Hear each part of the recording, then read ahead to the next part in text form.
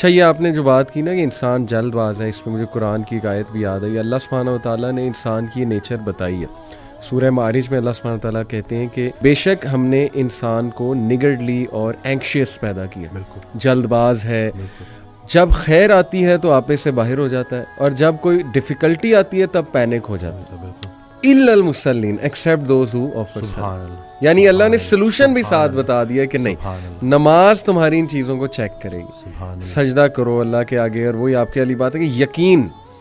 اور میں تو سمجھتا ہوں وسیم بھائی کہ ہماری زندگی میں جتنے بھی مسائل آتے ہیں نا، وہ اللہ کی ذات پہ یقین دلانے کے لیے تو آتے ہیں کہ دیکھیں ہمارے ہاتھ میں تو ہے ہی کچھ نہیں.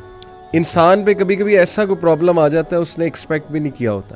دس از ویئر، جیسے حضرت علی رضی اللہ عنہ نے کہا تھا نا کہ میں نے تو اپنے ارادوں کے ٹوٹنے سے اپنے رب کو پہچانا. تو اگر یہ چیزیں ہوتی نا وسیم بھائی، تو کیسے ہم اللہ سبحانہ و تعالیٰ کو پہچانتے، اللہ کی پاور کا ہمیں کیسے احساس ہوتا. بالکل.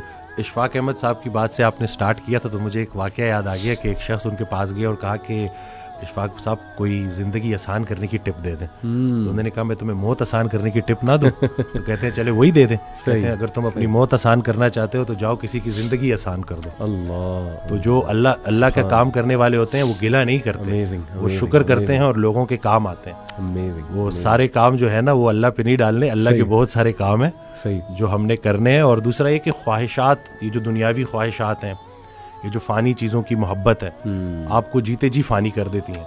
اور یہ جتنا کچھ بھی ہے نا، وہ ایک شعر ہے کہ تیرے سوا کروں پسند کیا تیری کائنات میں، دونوں جہاں کی نعمتیں قیمت بندگی نہیں.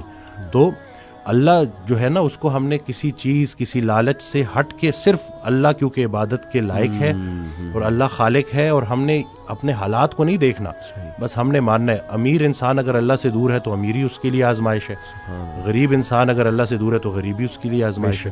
بلکہ وہ ایک آڈیو میں ارشاد فرماتے ہیں کہ جو غریب ہے نا وہ بھی غنی ہو سکتا ہے. وہ غریب غنی ہے جس کی امیر کے مال پہ نظر نہیں ہے. تو اب وہ دیکھیں نا کہ کتنا آسان ہے ہمارے لیے نا.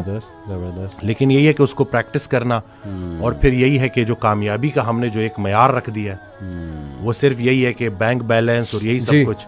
تو انسان بھی بیچارہ نا بڑے بڑے گھر بناتا ہے اور سوتا اسی ایک چھوٹی سی تنگ سی جگہ پہ ہے، بستر پہ، جتنی اس نے قبر میں سونا ہے. اور یہ ہے کہ وہ حضرت کہتے ہیں کہ جو چیزیں تم نے اپنے مرنے کے بعد ویسی چھوڑ جانی اس کو اپنی زندگی میں کیوں نہ چھوڑ دو. ایک اور جگہ کہتے ہیں کہ جن کو تم نے اپنے مرنے کا غم دے کے جانا ہے ان کو اپنی زندگی میں تھوڑی خوشیاں تو دے جاؤ. تو یہ جو ہے نا عمل، مصروف عمل ہونا ہے اور ارد گرد کے لوگوں کے کام آنا ہے. جی اٹ سمز اٹ آل اپ، ماشاءاللہ.